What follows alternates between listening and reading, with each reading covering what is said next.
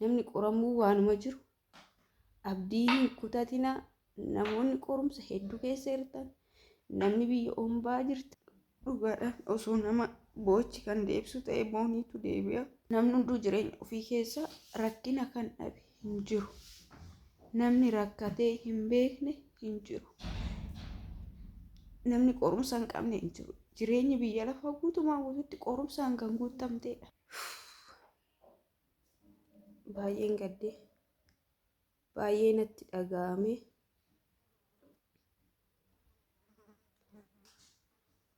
Booniin akkasitti funyoodhaan of rarraastee of ajjeesti gaafa jedhan amanuu hin dandeenye.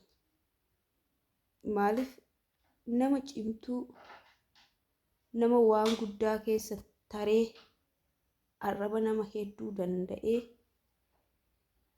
waaqa ishii galateeffachaa gammadaa abbaa manaa ishee wajjin nama jiraattudha. Yoo koomentii ishee ilaalani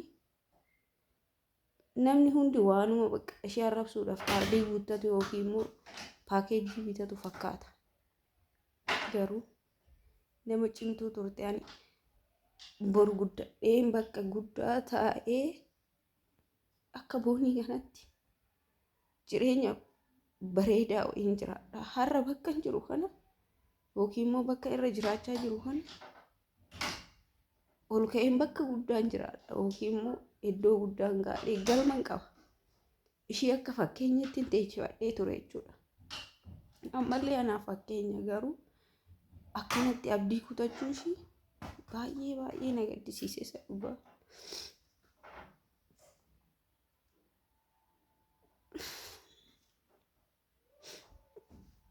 Boonii baay'een jaalladha. Biyyoon isheetti asalfatu.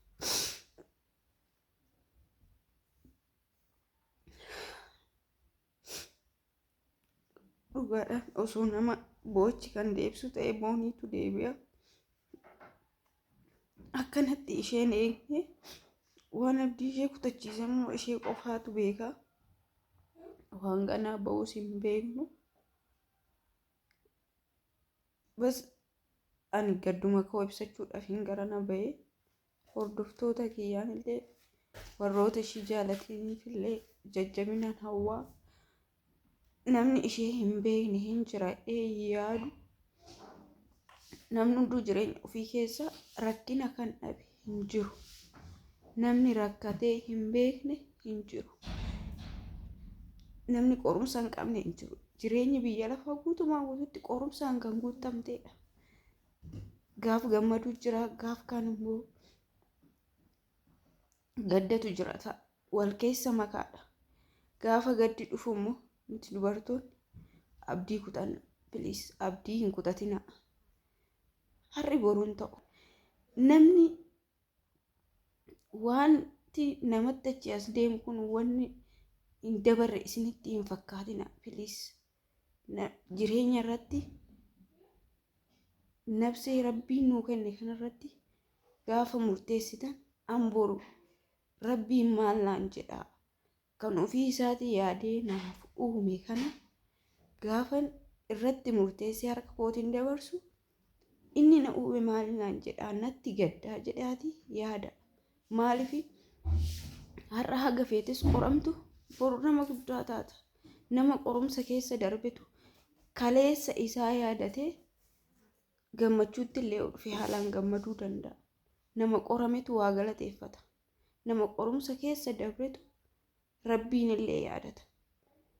Jireenya jira miti algaa baalgaa isa jedhan san jireenyi namaaf hin ta'u.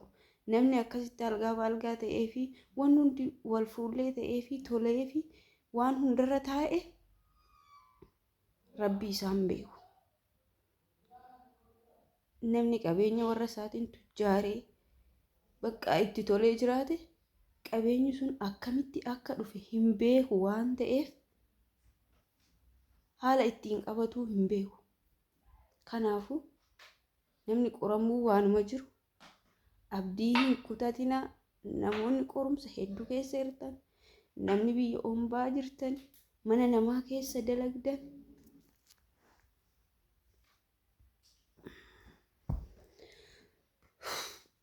rakkinni haga barbaade mudannoo akka barbaade oduu si mudate harka laatina borii guyyaa biraati. Lafti ni bari'a. Rabbii keessan ol ilaalaa. Rabbiin kadhadhaa. Rakkina kana keessa na dabarsi jedhaanii waaqa qofa. Rabbiin qabannaa wanni hin dabarre wanni tokkichi hin jiru. Achitti dhaabbatee wanni hafu hin jiru. Kanaafuu hin dabra. Namni mana namaa keessa dalagdan biyya ombaa jirtan abdiin kutatina. Rakkinni akka fe'ee maan taane qorumsi abbaa fe'ee maa isinitti hin dhufne please abdiin kutatina. Abdiin kutatina. Namni isin barbaadu jira. Harmeen keessan miidhattee isin dhalte ji'a 9 garaatti isin si ba'attee si barbaaddi. Rakkina abbaa fe'ee keessa hoo jiraatte harmee kee caalammoo rabbiin si barbaada. Isa dhugaan sitti hima.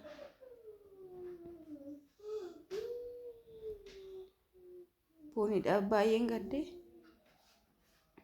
warroota ishee jaalataniif maatii isheetiif rabbiin jajjabina haa kennuufi nama du'e akkasuma boonii gaggeessuun akkuma jiru ta'e ani natti ulfaata dhugaa guyyaa takka booniin akkas of gootee viidiyoo isheerraa haasa'a jedhee yaadee hin beeku. Amanuun dadhabe TikTok soba kuni soba dhiisi. Akkamitti kun ta'a nama biraattu natti agarsiise.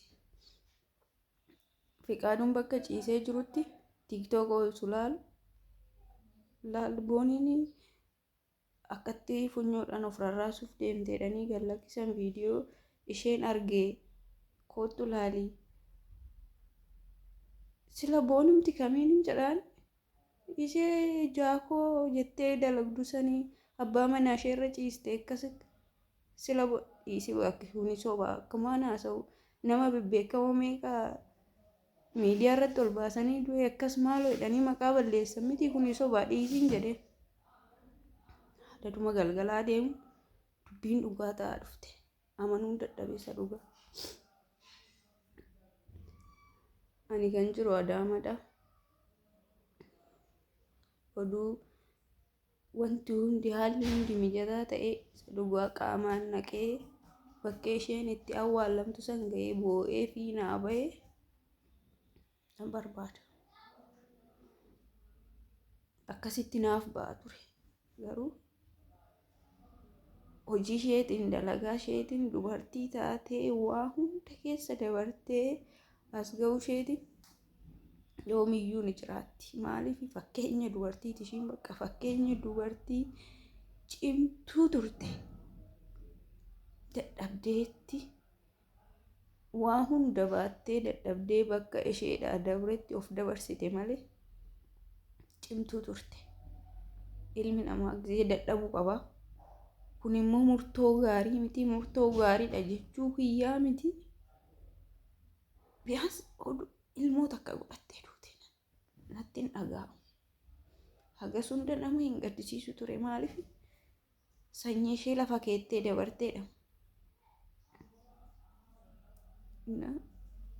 Dhala jechuun waan guddaadha. Dhalli ishee osoo lafa jiraate jireenya bara waa hedduu irratti abdii si kutachiisa. Gaafa dhala qabaattu garuu dhala saniif jettee waa hedduu irratti harkaaffatte. Waan hedduu jecha hedduu koomentii hedduu waan namni siin jedhu hedduu irratti harkaaffatteeti galma kee gaafa geejju namuma koomentii irratti dhufee jecha hamaa siin jedhe santu si dinqisiifata si bira dhufee ati waaw nama cimtuudhaati har'aas geessee siin jedhee gaafa inni afaan akkas siin jedhe si jajjabeessu atillee jabinni sitti dhaga'ama siin dinquu iyyuu namni sun dhufee akkas siin jechuun isaa siin dinquu iyyuu maaliif nama cimtuu ta'uu kee of barta.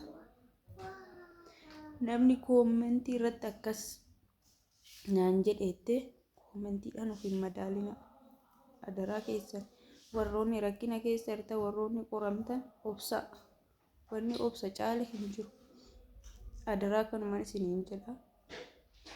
Ani akka wallaalummaa kootti ofirratti murteessinaayi jedheen ergaa koo dabarsuuf jabaadhaayii qorumsa keessa dabraayii ejjedhaayii akka dubartiin cimtuudha dubartii jabduu waa hunda keessa dabartu ta'a isiniin jechuufan gamana dhufe innaa gadda koo qabu ibsachuufan dhufe naman baay'ee jaaladhutu boqate nama fakkeenya ani godhadhetu har'a lubbuun dabarte waan ta'eef viidiyoo tana isinii ol baasuu dhufennaa yookaan